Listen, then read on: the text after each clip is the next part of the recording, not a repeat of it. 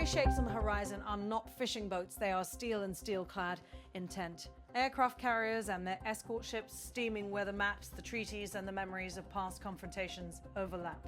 Over the spring of 2026, a People's Liberation Army Navy carrier strike group moved into waters close to the Philippines, a deployment Beijing presented as routine training and defensive signaling. For Manila and its neighbors, and for capitals watching from Washington and Tokyo, the presence of a carrier fleet this close to the Philippine archipelago has the power to transform an uneasy status quo into a more dangerous standoff. Listen closely to what's at stake. The South China Sea and the waters to the north and east of the Philippines are not only a mosaic of reefs and shoals, they are trade routes, fishing grounds, and a tangle of overlapping claims. They are also stages for the projection of national power when a carrier group approaches the geometry of influence. Fins, changes, flight decks and their aircraft extend reach, amphibious ships and destroyers alter calculations about access to islands and sea lines, and the political rhythm of regional diplomacy tightens. Chinese officials described the movement of their naval group as a response to exercises by the Philippines and partners, framed in Beijing's terms as countermeasures meant to deter what it calls external interference. The carrier the Chinese deployed is part of a modernizing navy that has in recent years sought to operate farther from Chinese shores and along what strategists call the First Island chain, a string of islands and waterways that run from Japan through Taiwan and down past the Philippines. For Chinese strategists, operating beyond those waters signals new operational confidence. For Manila and for its allies, it raises questions about how close is too close. To understand why a carrier near Philippine waters matters, start with geography. The Philippines is an archipelago of more than 7,000 islands. Luzon, the largest northern island, sits within striking distance of Taiwan and within the maritime spaces that connect to the South China Sea. The waters around the northern Philippine islands are a busy crossroad for commercial shipping and for the fisheries that sustain coastal communities. They are also places of lingering dispute. China claims the vast majority of the South China Sea with a sweeping line that overlaps the exclusive economic zones and continental shelves of several Southeast Asian states. The Philippines, Malaysia, Vietnam, Brunei and Taiwan all contest at least parts of Beijing's assertion. Legal rulings and diplomatic protests have not erased the roar on the water competition. In 2016, an international tribunal in The Hague found that major aspects of China's maritime claims had no legal basis under the United Nations Convention on the Law of the Sea.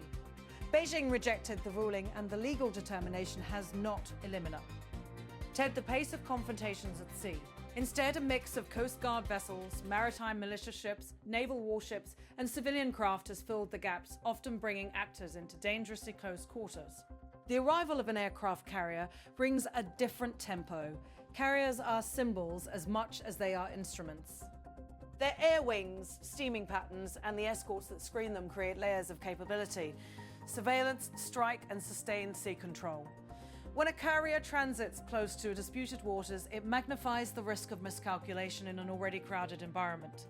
Manila's response to the deployment highlighted both practical and political dynamics. On the practical side, Philippine officials underscored the need to monitor anti-conflict activity at sea. The country's Navy and Coast Guard have stepped up patrols, and Manila has strengthened maritime coordination with partners, the United States, which maintains a mutual defense treaty with the Philippines.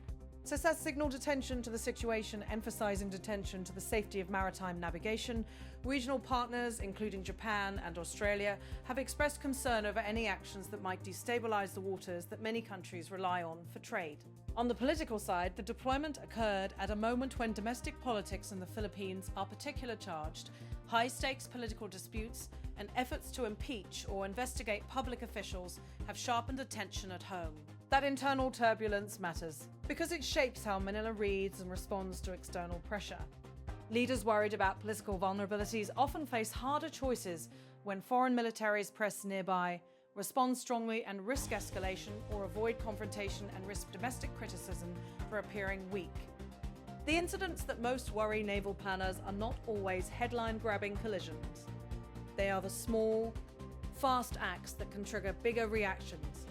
A sea lose radar lock, a patrol boat cutting in front of a larger vessel, the firing of flares, or a sudden maneuver in low visibility.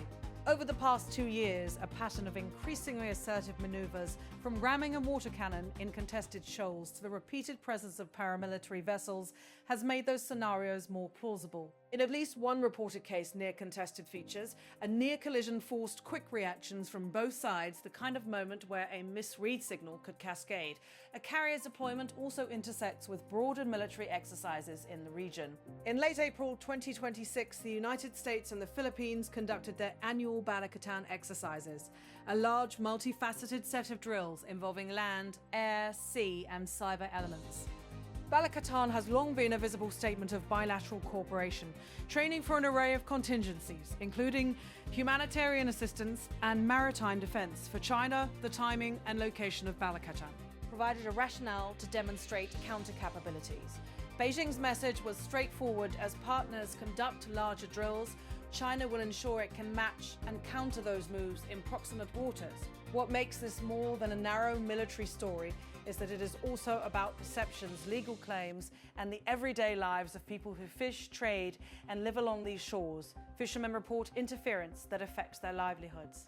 Shipping companies worry about routes and insurance premiums when naval activity increases. For countries that trade heavily, the sight of a carrier group can prompt reassessments of supply chains that rely on predictable sea lanes. Diplomacy tries to contain these pressures, but it faces limits. Manila has pressed Beijing in diplomatic channels and international fora, asserting its maritime rights while seeking to avoid a clash. Beijing, for its part, has emphasized territorial sovereignty and the dangers of foreign military intervention. T. At duality. One focused on legal and diplomatic avenues, the other on demonstrating strength, is at the heart of modern maritime competition in East Asia. There are several possible trajectories from here. The best-case scenario is cautious equilibrium. Carriers and other major assets operate at a distance, rules and channels of communication hold, and incidents remain manageable. Confidence-building measures such as hotlines between navies and coast guards, agreed maneuvers to prevent close approaches, and clear rules for aircraft and ship identification can reduce the chance of accidents. Regional organizations and treaty partners can play roles in mediating tensions and reaffirming the importance of freedom of navigation. The less sanguine scenarios are harder to unwind. A miscalculated maneuver or an inadvertent collision at sea could rapidly escalate. A maneuver or an inadvertent collisions at sea could rapidly escalate. Domestic politics can amplify local incidents into national crises. And the strategic contest over influence, whether through the presence of major naval assets or through investments and economic ties, can entangle other issues like trade, infrastructure projects, and security partnerships. There are policy choices for all sides.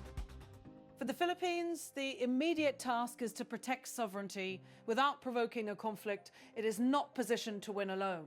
That means smart, measured deployments of its own security forces, continued engagement with partners for intelligence and logistical support, and vigorous use of diplomatic mechanisms.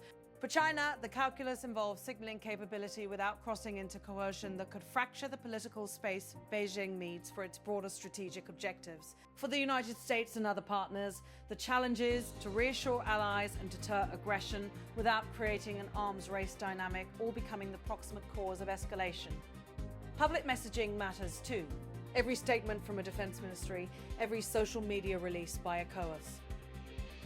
T-Guard and every press briefing contributes to the story. Governments tell their own populations and the world. When official language becomes inflammatory or one-sided, it narrows options for compromise. When statements emphasize restraint, rules, and de-escalation, they create breathing space for diplomacy to work. What does escalation look like at sea? It can be gradual and bureaucratic, hardened rules about patrols, more restrictive access around disputed features, or a pattern of near-constant air and maritime surveillance, or it can be abrupt and kinetic, a collision, the downing of an aircraft, or an exchange of fire. The international community has generally tried to prevent the latter. Avoiding it requires robust communication, pre-arranged channels between navies and coast guards, mutual notification of major exercises, and adherence to conventions on safe navigation. Equally important are the quieter, long-term actions that shape outcomes. Investment in Coast Guard capability. It is better maritime domain awareness through shared sensors and data and legal strategies to resolve disputes, or at least manage them, will influence the degree to which carriers and fleets translate into permanent maritime control.